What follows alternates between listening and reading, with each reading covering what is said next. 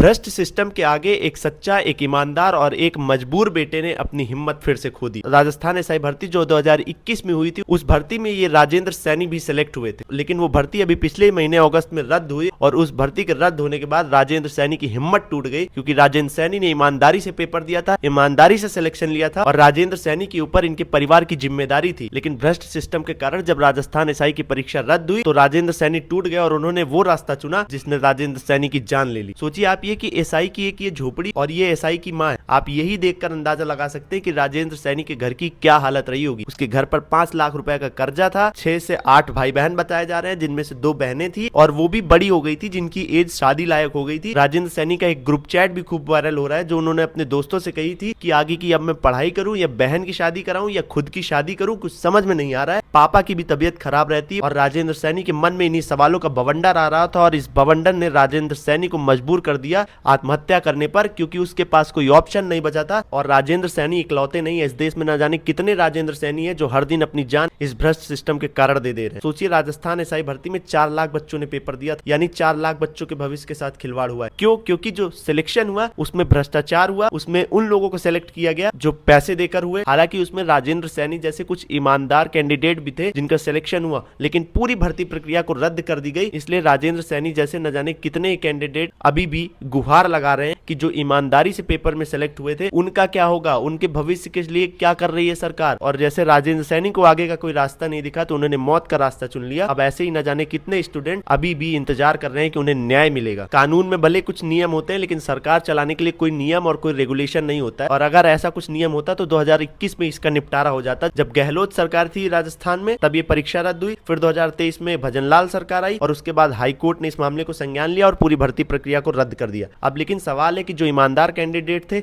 उनका क्या होगा, उनके साथ क्या ये न्याय हुआ है? नहीं हुआ है, और इसीलिए राजेंद्र सैनी ने मौत का रास्ता चुना। अब राजेंद्र सैनी के परिवार की जिम्मेदारी किसकी होगी किसी को नहीं पता। 5 लाख का कर्ज था, न रहने के लिए घर है, झोपड़ी में रहते थे, बहनें हैं शादी करवाने के लिए, भाई है जो तैयारी कर रहे हैं, तो पिता की भी हालत बड़ी क्रिटिकल रहती है। तो अब आगे क्या होगा ये सोचने की जरूरत सिर्फ राजेंद्र सैनी के परिवार को नहीं है, पूरे देश को है कि ऐसे न जाने कितने राजेंद्र सैनी इस भ्रष्ट सिस्टम के तले दबकर अपनी जान दे देते और उनके परिवार का क्या होता है? कुछ नहीं होता है। अब परिवार मुआवजे की मांग कर रहा है और नौकरी की मांग कर रहा है, जो कि सरकार को देनी चाहिए, तभी शायद राजेंद्र सैनी की आत्मा को शांति मिले।